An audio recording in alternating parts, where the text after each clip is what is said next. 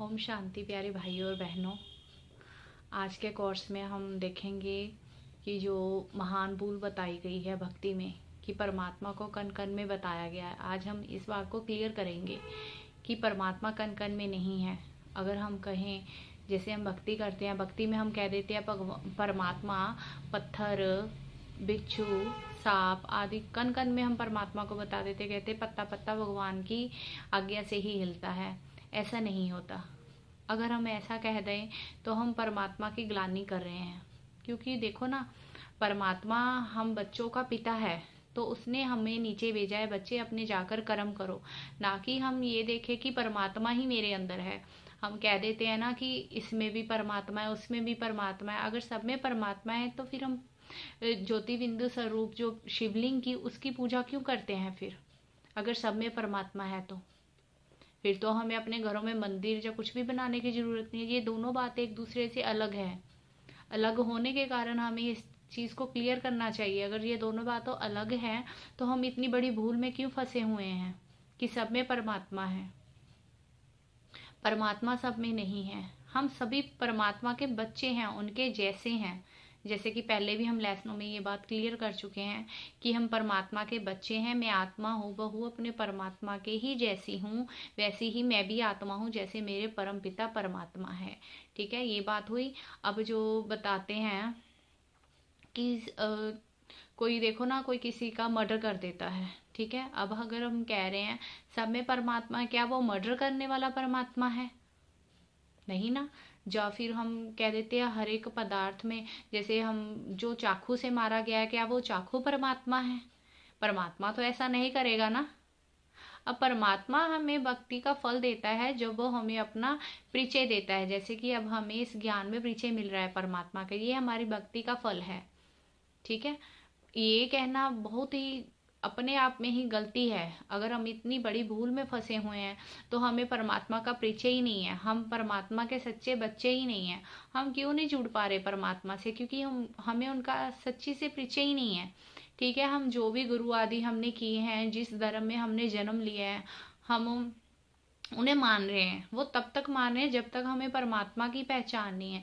जब हमें पता लग रहा है फिर भी हम मान रहे हैं, फिर तो हमें अपनी बुद्धि के बारे में एक बार सोचना पड़ेगा कि क्या हम ठीक कर रहे हैं। जब मुझे मेरे पिता की पहचान मिल रही है, फिर भी मैं क्यों अपना टाइम वेस्ट कर रहा हूँ? क्योंकि ये जीवन बहुत ही ज्यादा अपना खास जीवन है। ये जो लास्ट जीवन है ना हमारा, ये जो हमें परमात्मा की जब समझ मिलती है, इसे बोलते हैं संगम। संगम, जब परमात्मा और आत्मा एक दूसरे से मिलती है, संगम बोलते हैं। जो दो युगों के बीच का युग आता है, कल युग और सतयुग के बीच वाला जो युग आया ना, इन दोनों युगों का मेल हुआ, इसे बोलते हैं संगम। ये बहुत ही खास समय है। ये समय हमें बिल्कुल भी बर्बाद नहीं करना चाहिए कि बस अपनी ही एक गलती की वजह से हम परमात्मा से दूर रह जाएं। ठीक है, आज से हम अपनी इस बात को सुधारेंगे। जैसे कह नहीं देते कि पहले कहते थे इसमें भी परमात्मा है, इसमें भी परमात्मा है। ये बात कब से चली आई? ये बात द्वापर से चली आई। क्योंकि जब देवी देवता यहाँ पर हमारे भारत में ही रहते थे ना, यहीं राज्य करके गए देवी देवता, यहीं पर थे ना, क्योंकि भारत में ही पूजे जाते हैं देवी देवता सभी, तो यहीं पर रह कर गए होंगे ना। तो फिर इससे क्या पता लगता है, जब द्वापर था ना, द्वापर में सभी का मन बहुत अच्छा था, बहुत मतलब कि साफ मन था। अभी भी हम बात करते हैं आज से 100 वर्ष पहले या 150 वर्ष पहले, जो हमारे बड़े बुजुर्ग हैं वो बड़ी अच्छी अच्छी बातें सुनाते। पहले के इंसान इतने अच्छे होते थे, कोई कागज पत्तर की जरूरत नहीं होती थी, ऐसे ही आंख मूंद के एक दूसरे पे विश्वास करते थे और इतना अच्छा लेन देन चलता था। और आजकल तो पेपर्स पे लिखवा कर भी कोई बस मुकर ही जाता है, ये तो मेरे सिग्नेचर ही नहीं है ना। पहले कितनी अच्छी बातें थी, आज तो बहुत ही तौबा हो चुकी है। और पहलों की बातों, जो पहले वाली बातें थी ना, उन बातों से ही लेकर कहते थे कि इसके मन में भी राम है, इसके मन में भी राम है। राम मतलब प्रभु परमात्मा, जो हमारा पिता है।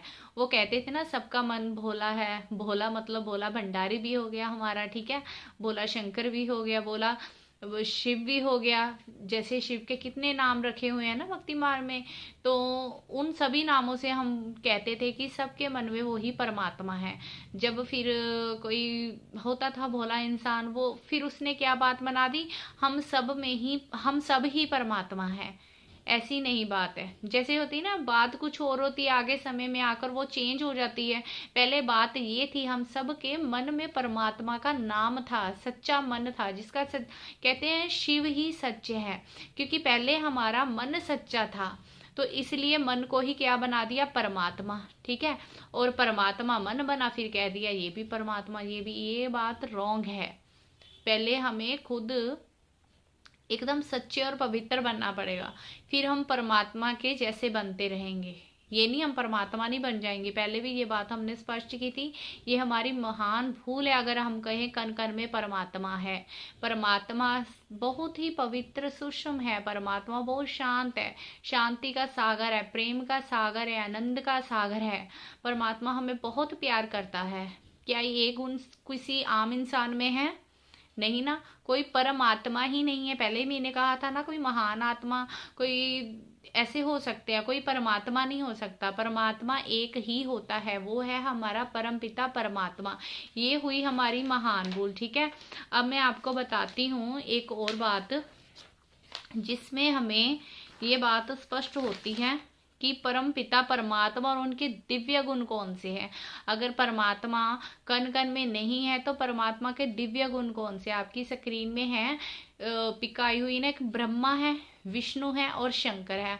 आप ब्रह्मा की तस्वीर देख के मूंझ रहे होंगे, ये ब्रह्मा कौन सा है? आज तक हमने तो जो शास्त्रों में देखा या टीवी सीरियल में देखा, मूवीज में देखा, वो तो ब्रह्मा तो कमल फूल पे आसन पे था, और उनके 3 मुख थे, है ना, उनके हाथों में वेद शास्त्र थे। ठीक है, ऐसे ही हमने देखा ना, वो सुषम वतन में थे। आज उनकी आपको मैं डिटेल बताती हूँ। ठीक है, ये कौन है और वो कौन थे, वो तो शास्त्रों में ऐसे बताया गया ना। अब मैं आपको पहले बताती हूँ, जब परमात्मा शिव धरती का करते हैं ना, जिसे हम बोलते हैं रचते हैं ना, क्योंकि परमात्मा रचेता है। ठीक है, जो परमात्मा रचता है ना सभी को, तो पहले वो ब्रह्मा विष्णु शंकर सुषम वतन में लाइट, जिसे हम उनसे पार जाते हैं ना, इन तीनों पुरियों से आगे जाते हैं परम धाम, पहले परमात्मा इन्हें प्रकट करता है अपनी शक्तियों से। ठीक है, ये सुषम वतन में होते हैं। और इस ब्रह्मा का क्या रोल होता है पूरी सृष्टि में? ब्रह्मा क्या करते हैं? ब्रह्मा जन्म लेते हैं। कितने जन्म लेते हैं? 84 जन्म लेते हैं, पूरे 84 जन्म लेते हैं ब्रह्मा इस सृष्टि पे। ठीक है, हम सतयुग से नहीं स्टार्ट करेंगे, हम स्टार्ट करेंगे कलयुग से। कलयुग में इस ब्रह्मा ने कितने जन्म लिए? 63 जन्म लिए। ठीक है, 63 जन्म इसने लिए, जो पतित शरीर में थे। मतलब जैसे हम जन्म लेते गए वैसे ही ये जन्म लेते गए। ठीक है, फिर जैसे अब हम ज्ञान ले रहे हैं ना, ऐसे इस ब्रह्मा ने भी ज्ञान लिया। कैसे ज्ञान लिया? परमात्मा से लिया। ठीक है, तो फिर क्या हुआ? फिर संगम युग आया, परमात्मा से ज्ञान लिया। फिर बताते हैं ना शास्त्रों में, ब्रह्मा के मुख से कितने बच्चे पैदा हो रहे हैं। ठीक है, दिखाया ना शास्त्रों में उल्टा दिखाया है उसका, कोई हमें उसका समझ नहीं आता, किसी के मुख से बच्चे कैसे पैदा हो सकते हैं? नहीं हो सकते ना। तो फिर क्या होता है? परमात्मा कलयुग में ब्रह्मा के तन में आते हैं। ठीक है, ब्रह्मा के तन में आकर फिर हम बच्चों को अडॉप्ट करते हैं। अब जो हम बच्चे बने, हम परमात्मा के बच्चे तो हैं, हम आत्मा, पर हमें उनका परिचय कैसे मिलेगा? क्योंकि परमात्मा तो अवतरित होते हैं, जन्म नहीं लेते। वो अवतरित कहाँ पर होंगे? कोई स्पेशल, कोई कैसे, कोई उनकी ऐसा नहीं ना होता। उनका एक टाइम है जब बहुत धर्म की ग्लानि हो जाती है ना, ऐसे शास्त्रों में भी लिखा है, यथा यथासि धर्मस्य, है ना, या ग्लानि। जब धर्म की ग्लानि होती है तब परमात्मा अवतरित होते हैं। कहाँ पर हो गए अवतरित? चलो वो आ गए। ठीक है, वो अपने ज्योति स्वरूप में आए। वो कैसे बात करेंगे जब उनका कान मुख कुछ है ही नहीं, हाथ पैर ही नहीं है? वो कैसे हमें समझाएंगे, कैसे बैठेंगे? तो फिर उनको किस में आना पड़ता है? ब्रह्मा तन में आना पड़ता है, ब्रह्मा के तन में। ब्रह्मा के तन में आकर वो हमें ज्ञान सुनाते हैं, जो ये पहले मैंने आपको बताया था ना, ये सब बातें हमें कहाँ से पता लगी, परमात्मा हमें कैसे अपना परिचय देते हैं, ये सारी सृष्टि के बारे में परमात्मा ने अपने दिव्य गुण, अपना रूप, देश काल कैसे बताया, अपना नाम उन्होंने ब्रह्मा के तन में आके बताया, क्योंकि वो वैसे तो बता ही नहीं सकते थे।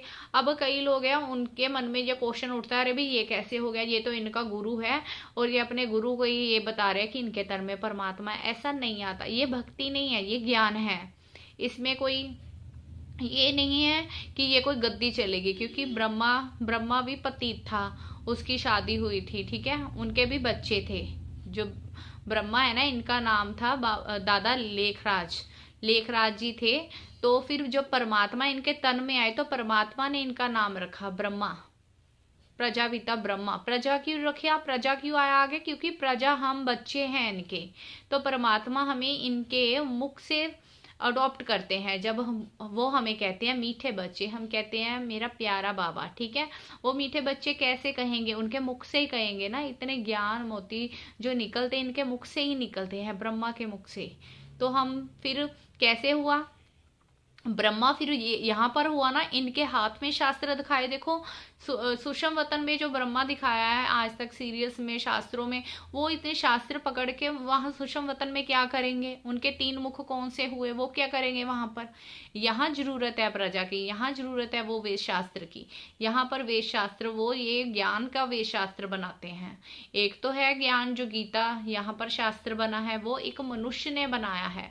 वो कौन से मनुष्य, जो बहुत ही प्योर आत्मा थी द्वापर में, ठीक है, उन्होंने ये वेद शास्त्र बनाए।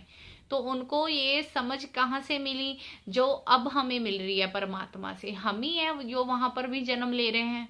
ये तो इतनी, जैसे बोल देते हैं हजारों करोड़ों साल की सृष्टि, इतनी आत्माएं कहाँ से आए और कहाँ उनका हिसाब किताब, वो हम ही हैं बच्चे जो वापिस जा जाकर वही जन्म ले रहे हैं।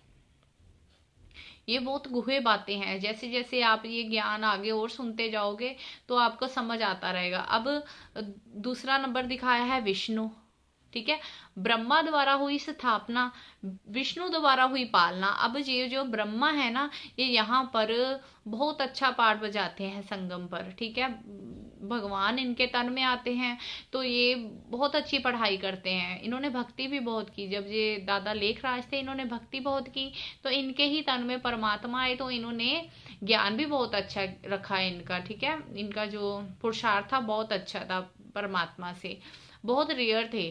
तो फिर ये आगे जाकर अभी इन्होंने अपना शरीर छोड़ दिया है, अब ये सुषम वतन में है, ठीक है। सुषम वतन के बाद आएगा फिर जब हम सभी आत्माएं परम धाम चले जाएंगे, जब हम सबका हिसाब किताब युक्त हो जाएगा तो एक साथ वहां पर जाएंगी, ठीक है। बताइए ना, 108 की माला बनती है, ठीक है, 108 की 8 की माला, फिर वो शिव की रुद्र माला बनती है, जिसमें वो परमात्मा के बच्चे भी रोए जाते हैं। जो परमात्मा के बच्चे चुने जाएंगे वो जाकर सतयुग में जाएंगे। फिर ये सबसे पहला जन्म होगा ब्रह्मा का वहां पर। ये ब्रह्मा वहां पर क्या बनेगा, कृष्ण, कृष्ण का जन्म होगा, ठीक है। यहीं पर ये जो भारत है ना, यहाँ पर जो आया है इस शरीर में, सबको विनाश होना है, सबका विनाश होना है, ठीक है। सभी वहां पर जाकर ट्रांसफर हो जाएंगे। ये नहीं होगा कि पूरी सृष्टि प्लेन हो जाएगी, सब कुछ खत्म हो जाएगा, नहीं। एक तरफ विनाश होगा और एक तरफ स्थापना होगी, ऐसा होगा। जब भी कभी बताते हैं ना सारी सृष्टि तबाह हो जाएगी, ऐसा नहीं होगा, कभी भी सब कुछ तबाह नहीं होता, ठीक है। सूर्य, चांद आदि, धरती, ये सब कुछ यही रहता है, बस ट्रांसफर हो जाता है तमो प्रदान से सतो प्रदान। मतलब कि जो पापी है वही जाके दिव्य और पुण्य आत्माएं वहां पर देवी देवता बनते हैं। फिर ये कृष्ण जब छोटा बच्चा होगा, दिखाते हैं ना कृष्ण छोटा बच्चा, अब गीता में बताया है जो कृष्ण छोटा बच्चा है ना, कृष्ण तो छोटा बच्चा में ही कहते हैं हम। फिर उसे साबरा भी बना दिया है, फिर उसे इतना रंग रूप बताया है, तो ये साबरा कैसे हो गया कृष्ण, ठीक है, अब का ही है। जो जो ब्रह्मा थे इन्होंने इतने जन्म लिए, तब इसे पतित, जैसे जैसे द्वापर में आगे चल के कलयुग में जैसे जैसे इंसानों की बुद्धि होती गई, वो अपने इष्ट देवी देवताओं को भी वैसे ही रंग देते गए, ठीक है। अब वहां सतयुग में कृष्ण को सावरा होने की क्या जरूरत है, वहां तो अथाह खुशी है, सुख शांति है, क्योंकि परमात्मा ने वो स्थापना की है। परमात्मा अब हमें वो दिव्य गुण दे रहे हैं। जब हम परमात्मा की याद में रहेंगे ना, तब हमें परमात्मा का रंग चढ़ता जाएगा। कहते हैं ना, अपनी घोट तो नशा चढ़े ना, तो परमात्मा की घोट के जब हम अपना जीवन व्यतीत करेंगे तो उसका नशा ही कुछ और है। तो तब हमें अच्छे अच्छे स्वभाव ने ऐसे नज़ारे दिखाई देंगे कि हम सतयुग में हैं, जो परमात्मा स्थापन कर रहा है। आज तक हम कलयुग में थे, तो अब है हम संगम में, जब परमात्मा हमें मिल गया तो हम संगम के झूले पे बैठे हुए, जो परमात्मा हमें झुला रहा है। तो फिर हम सतयुग में जाएंगे, ठीक है। सतयुग में फिर ये कृष्ण का जन्म लेंगे, जो ब्रह्मा है कृष्ण बनेंगे। फिर जब इनका होता है ना, स्वयंवर होता है लक्ष्मी जी के साथ, ठीक है, फिर ये जाकर विष्णु बनते हैं, ठीक है। विष्णु फिर अपनी प्रजा की पालना करते हैं वहां पर। जो हम सभी बच्चे भी वहां पर जाएंगे तो विष्णु जी की 8 गद्दियां होती हैं, बताए हैं ना, द्रौपदी जी के 8 बच्चे। तो वो जो उनकी बुद्धि में आया उन्होंने अपने अकॉर्डिंग लिखा है। वैसे रियल में ऐसे हैं कि विष्णु जी की आगे 8 गद्दियां चलती हैं। जब श्री, जिसे हम श्री नारायण भी कहते हैं ना, वो विष्णु जी होते हैं, उनकी 8 गद्दियां चलती हैं। और वहां पर जन्म बहुत अच्छे रहते हैं सभी के। वहां पर सतयुग में बहुत ही अच्छे, किसी को भी दुख नहीं होता, कोई बीमार नहीं होता, कोई किसी से घृणा नहीं करता, सभी का आपस में बहुत ज्यादा प्यार होता है। फिर जब आपस में प्यार होता है तो वो उनकी सबकी उम्र भी बहुत होती होगी, 120 150 तक किसी की उम्र रहती है। और वहां पर सर्प का मिसाल बताते हैं ना, जैसे सर्प अपनी खाल छोड़ता है, तो वहां ऐसे ही किसी को शास्त्रकार हो जाता है कि आज मैं अपना शरीर छोड़ दूंगा और कल जाके फिर से बच्चा बनूंगा और अगले अपने माँ बाप जो मेरे राजा रानी होंगे उनके घर में जन्म लूंगा। आज देखो कोई शरीर छोड़ता है तो कितना रोते हैं और दुखी होकर अपना शरीर छोड़ते हैं। वहां पर कोई दुख नहीं होगा, उनको अच्छा लगेगा कि हाँ मैं अपना शरीर छोड़ दूंगा, फिर मैं जाके छोटा बच्चा फिर प्यार लूंगा, है ना, माँ बाप का। तो ऐसे वहाँ के बहुत अच्छी अच्छी बातें हैं। वहाँ किसी चीज़ की चाह ही नहीं रहती, वहाँ पर परमात्मा की ज़रूरत नहीं रहती, क्योंकि परमात्मा सिर्फ दुख में आते हैं जब हम दुख में होते हैं। आज हम दुखी हैं तो परमात्मा कहते हैं ना, सुख में सिमरन करे ना कोई ना, दुख में सभी करते हैं, सभी बुलाते हैं परमात्मा आ जाओ, हमें आकर इन दुखों से छुड़ाओ। हमने भी भक्ति में परमात्मा को बहुत याद किया है। अब जब परमात्मा आया है तो हम इतने क्वेश्चन क्यों मन में उठा रहे हैं? ये माया ही है ना जो हमें इतने क्वेश्चन पुट करवा रही है। तो हमें इसे स्टॉप करना है, क्योंकि मुझे उस परमात्मा से मिलना है। मेरा लक्ष्य है कि मुझे परमात्मा से मिलकर उनकी सभी शक्तियां लेकर मैंने भी सतयुग में अपना स्वराज्य लेना है परमात्मा से, ठीक है। मैं स्वराज्य अधिकारी आत्मा हूँ, ठीक है। और फिर बताया है, फिर थर्ड है शंकर जी। शंकर जी दिखाए हैं। अब देखो स्थापना भी हो रही है, पालना भी हो रही है, तो विनाश भी होगा ना। जो चीजें बन रही है, जो भी इस पृथ्वी में होता है वो सब विनाशी है, सब विनाश होता है। सिर्फ आत्मा और परमात्मा ही है। परमात्मा भी सेफ है, परमात्मा तुम्हारा पिता है, सर्वशक्तिमान है, वो तो है ही सेफ।